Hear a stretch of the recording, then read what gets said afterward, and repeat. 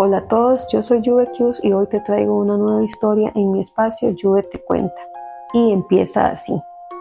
Hace ya más de 30 años mi vida cambió para siempre. Quizá mi historia no sea la más aterradora, pero su contexto y significado emocional me han marcado profundamente. Provengo de una familia numerosa, de esas con más de 10 hermanos, y siendo una de las mayores me tocó ver de cerca los dolores que a veces trae la vida. Uno de esos dolores llegó con la pérdida de nuestra hermana menor, a quien por respeto llamaremos Esmeralda. Esmeralda era una joven llena de vida, con un corazón grande y generoso. Estudiaba para ser enfermera. Siempre había tenido una pasión por ayudar a los demás y un don especial para tratar con niños. Sin embargo, la vida es solo un préstamo. Sin avisar, un día la perdimos. Se fue tan de repente que la noticia nos golpeó como un rayo. La pérdida fue un abismo del que no sabíamos cómo salir, sobre todo nuestra madre, quien quedó devastada al perder a su hija menor. Nunca la habíamos visto tan abatida, tan rota. El velorio fue como cualquier otro, la familia, los amigos, el llanto contenido y las palabras de consuelo. Esmeralda fue sepultada en el Panteón Los Rosales, en Neza. Al fondo de aquel lugar para muchos podría parecer casi una ciudad de los muertos, rodeado por altos muros y pasillos llenos de gavetas que alcanzaban hasta 4 pisos de altura. El panteón estaba ubicado en una avenida principal, a unos 2 kilómetros. Su descanso quedaba en un sitio apartado, lejos del bullicio del exterior, donde el aire apenas se movía y el silencio parecía una pesada manta que cubría todo. Los días pasaron y con el tiempo fuimos aprendiendo a sobrellevar la pérdida, al menos en apariencia nosotras, sus hermanas. Procuramos seguir adelante intentando que la vida retomara algún tipo de normalidad, pero nuestra madre no lograba avanzar. Desde el entierro no pasó un solo día sin que no fuera a visitar la tumba de Esmeralda. Cada mañana se levantaba temprano, tomaba flores frescas y caminaba hasta el fondo del panteón. Nunca dejaba de ir, ni siquiera cuando llovía. Nosotros no teníamos fuerza para decirle algo al respecto. Si eso le ayudaba a calmar su dolor, no íbamos a intervenir. Fue entonces casi 3 meses después del entierro que ocurrió algo que jamás podré olvidar.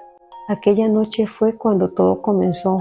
El sol se había escondido hacía horas y nuestra madre no había regresado. El panteón ya había cerrado sus puertas a los vivos, y aunque intentamos calmarnos pensando que quizás había pasado por otro lugar antes de volver a casa, la inquietud se fue apoderando de nosotros. En mi mente se repetía la imagen de ella inconsolable, arrodillada junto a la tumba de Esmeralda, su dolor tan profundo que el tiempo parecía haberse detenido.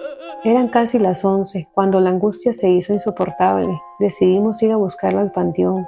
Fuimos 4, una de mis hermanas, mi esposo, mi padre y yo, sin automóvil. Logramos que una combi se detuviera. El chofer, conmovido por nuestra urgencia, accedió a llevarnos hasta el panteón Los Rosales. Nos dejó justo frente a las rejas, prometiendo esperar.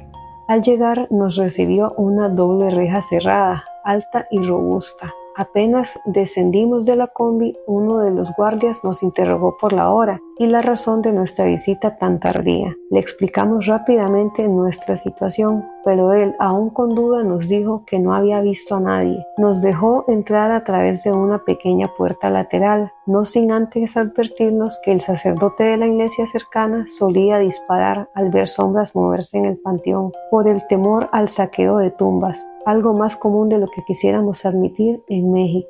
El chofer aparcó frente a la entrada, tratando de iluminar lo más posible la inmensa avenida que tendríamos que recorrer. Mi padre se quedó en la entrada, por si fuera necesario detener al sacerdote. Los demás nos adentramos en la oscuridad. Los primeros 20 o 30 metros, la luz de los faros nos daba algo de valor. Solo se escuchaba el viento ocasional y el sonido de algún insecto. Pero conforme avanzábamos, la oscuridad nos rodeaba por completo. La luna, oculta detrás de las nubes, no nos acompañaba, y el miedo empezó a calar a nuestro alrededor. Los murmullos parecían intensificarse con cada paso, resonando entre los largos pasillos de nicho. De vez en cuando lanzábamos miradas rápidas a los costados y veíamos tenues luces parpadeantes. Pensé que se trataban de velas, pero su brillo danzante se sentía inquietante, casi burlón. Avanzamos hasta la mitad del camino, con el corazón latiendo en nuestras gargantas. A lo lejos un llanto comenzó a escucharse, cada vez más claro. Lo reconocimos de inmediato. Era el lamento de nuestra madre.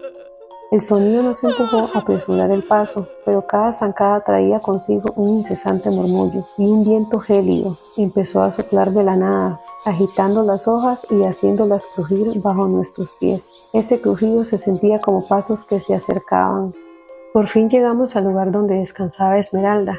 No había rastro de nuestra madre, solo un cirio encendido, su llama temblorosa, arrojando sombras largas y retorcidas sobre las lápidas. Buscamos frenéticamente, abriendo las gavetas vacías, con la esperanza de que se hubiera refugiado en alguna para esconderse del frío o del miedo, pero no había nada, ni una señal de que hubiera estado ahí. Entonces el aire se volvió más frío y una sensación helada se extendió por nuestras espaldas. Algo dentro de nosotros, quizás un instinto ancestral, nos decía que debíamos irnos. Nos abrazamos en un intento de reunir el coraje suficiente y emprendimos la marcha de regreso hacia la salida, pero la avenida se venía más larga que antes. En la distancia, nuestras mentes dibujaban siluetas negras que cruzaban de un pasillo a otro, sombras que deslizaban al borde de nuestra visión. Con cada paso, el sonido de las hojas moviéndose se intensificaba, hasta que ya no podía imaginar la sensación de que no estábamos solos. Los crujidos se asemejaban más a pisadas que seguían nuestro rastro, acercándose con cada segundo que pasaba. Por fin alcanzamos la salida. Nos arrojamos al otro lado de las rejas, con el rostro pálido y el aliento tembloroso. «No hay nadie», dijo uno de los guardias, «solo los que ya descansan aquí». Las palabras sonaron huecas, como si resonaran desde algún lugar lejano y oscuro. Regresamos a casa, pero no fue un viaje de alivio. Llevábamos con nosotros una sensación de vacío y un puñado de preguntas sin respuestas. Aquella caminata en la oscuridad nos dejó marcados, como si una parte de nosotros se hubiera quedado atrapada en esos pasillos silenciosos, junto a las sombras que nunca deberían haber estado ahí.